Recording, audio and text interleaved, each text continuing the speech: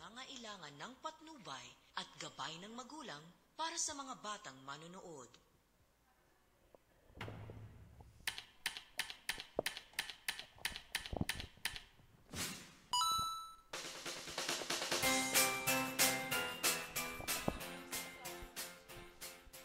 Good evening, boys and girls! We are here once again to bring you the latest and the hottest interviews in the network.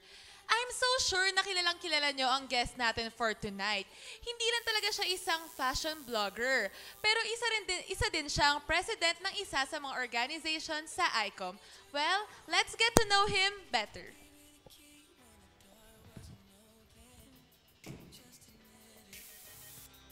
See, I gave you faith, turned you doubt into hoping. Can't deny it. Now I'm all alone, and my joys turn them open. Ayan! Good evening, Torio! Good evening din, Abby. Thank you for having me. Yes, welcome to our show. Thanks sa pag-accept ng invitation namin. No, I feel so honored being here tonight. Thank you. Grabe naman. So ito na nga, hindi ka lang talaga model, endorser, fashion blogger ka pa, tapos player ka pa, photographer, at president ka pa. Isa-isahin natin yan. Magsimula tayo sa pagiging model mo. Paano ka nag-start doon?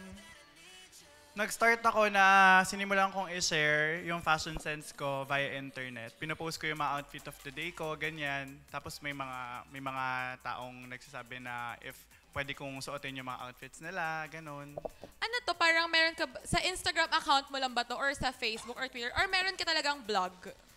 Hindi kasi ako naging fan ng vlogging na sa site ng vlogging talaga. Mas gusto ko nang nagba-vlog sa Facebook kasi feeling ko mas maraming reach doon eh. Mas marami kang taong nakakasalamuha. Anong nafe-feel mo naman kapag ka nasa school ka tapos lahat sila, uy, si VR, si Torio, ganon. Anong nafe-feel mo? Siyempre nakaka-overwhelmed na may mga tao kang nai-inspire sa simple things na ginagawa mo, ganyan. So, okay lang din sa'yo pagka ginagaya nila yung OOTD mo sa school or pag nag-uwas, post din sila, ganon. Actually, it's a pleasure na makita silang ganun kasi parang yung fact na merong mga taong gumagaya sa'yo, ibig sabihin, nai-inspire mo sila in some way, diba?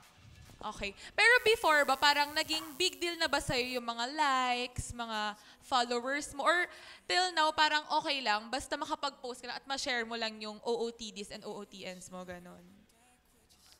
Ang issue ko is, dumating ako sa point na naging issue yung likes, ganyan. Pero ngayon, parang naiisip ko na it really doesn't matter eh. Parang what matters most kung ano yung na-feel ng mga tao sa'yo.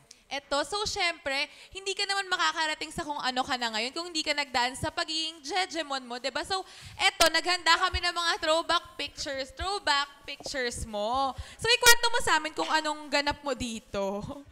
First year ako niyan, parang first day ko ata yan dito sa Letran, tapos nagpicture kami ng mga classmates ko. Sa catwalk pa yan, before na may catwalk pa eh. Ayan. So, hello kay ate at kay kuya ng Daydream. Siyempre, hindi naman isa lang. Hindi ko may papakabog. Dapat dalawa, no? So, ito yung next. Surprise! This is VR before. So, saan to, no? Siguro ano yan, 2010 or 2009, nasa bus ako niyan eh. Nasa Macau ako niyan. Oo, di ba sabi sa inyo guys, si VR ay isang advertising student na parang nagiging broad at CA na rin dahil gumagawa siya ng music video niya, no, dito. At naka-blonde ka, ang ganda, ang nice. So, anong nafe-feel mo pagka binabalikan nila ng mga tao yung ganitong pictures mo? Nainis ka ba? Hindi, parang nakakatawa siya kasi part mo siya eh. Naging ganyan ka eh. Parang hindi ka naman magiging ganito kung hindi ka naging ganyan before. Ayan. So, ito na. Napuntahan natin ang pagiging model at fashion blogger mo. Ngayon naman, volleyball player ka din. At bilang senior ka na, anong na-feel mo na last na paglalaro mo na yung Letra Murals 2014? Meron akong lungkot, saka meron din akong excitement. Mixed emotions nararamdaman. talaga Oo. siya, no? Yun. So, Nalungkot ako kasi parang feeling ko, para kang hihiwalay sa pamilya mo, ganyan. pero are you willing pa rin ba to help your may iwan na players kapag ka nag-work ka na, graduate ka Siyempre na? naman, if there's anything that I can help them with, bakit naman hindi, di ba? Parang family nga kami. So, syempre, nag-start ka maglaro for ICOM nung first year.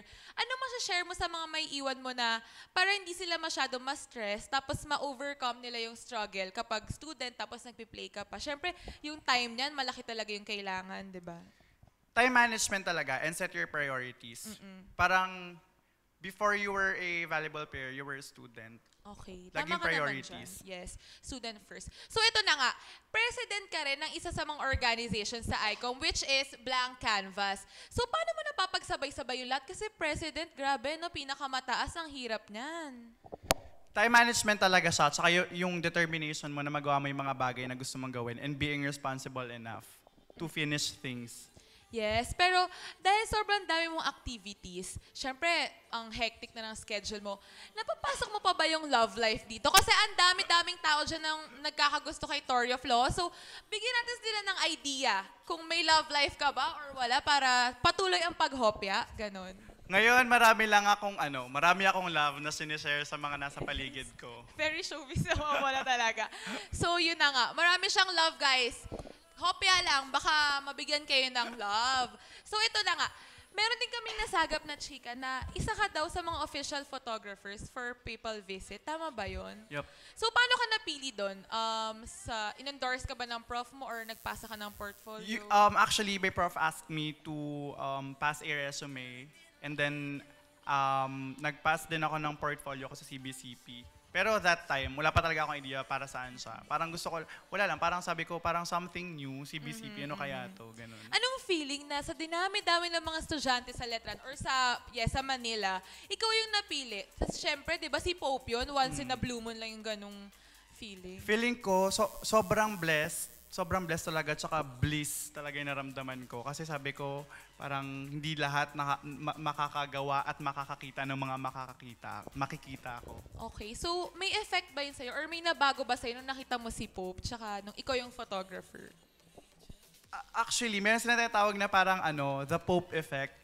Ano yung the Pope effect? Bilang hindi naman ako nakapunta doon. At meron ding iba na hindi naman nakapunta. Sige. Meron siyang feeling na maglilinger sa'yo pagdaan niya. Yung feeling na parang mararamdaman mo na gusto mong yakapin lahat ng taong nasa paligid mo. Super happy, gano'n. Oo, tsaka parang talagang alam mo na sobrang na-blessed ka.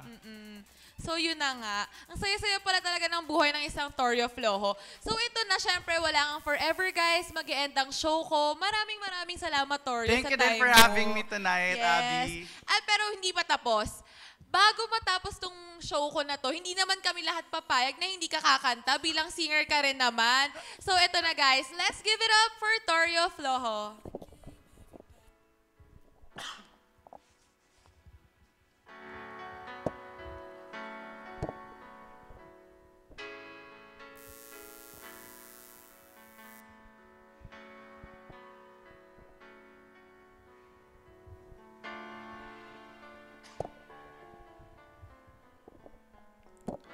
Nagtatanong ang isip, di raw maintindihan kung anong nararamdaman. Dapat mong malamang sa puso ko ikaw lamang ang nag-isa pangangamba. Dapat bang isiping walang hanggan at saan mo na kahit kailan di kita iiwan, kahit kailan di kita papabayaan,